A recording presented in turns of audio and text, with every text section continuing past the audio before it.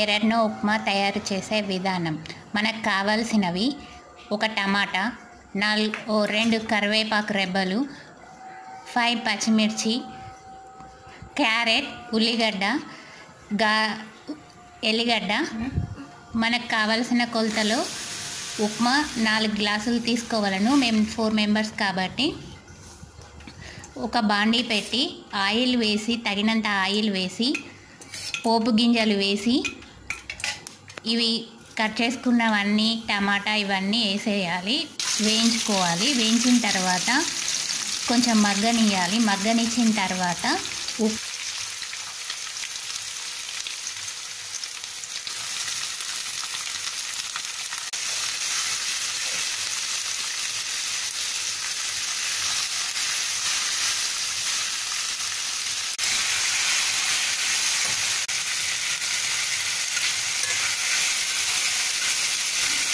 అన్నింటిని బాగా ఫ్రై చేసిన తర్వాత మనం తీసుకున్న ఉప్మాని అందులో వేసి బాగా బ్రౌన్ కలర్ వచ్చే వరకు కలపాలి.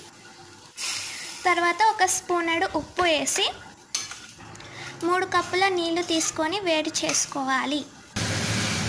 వేడి చేసుకున్న నీటిని ఫ్రై అయిన ఉప్మాలో వాటర్ పోసి బాగా మిక్స్ చేసి 10 నిమిషాలు మూత పెట్టాలి.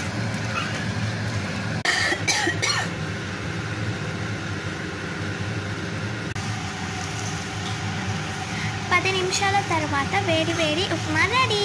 టేస్ట్ అయితే సూపర్ ఉంటుంది. మీరు కూడా ట్రై చేయండి. Subscribe to my channel. Bye bye.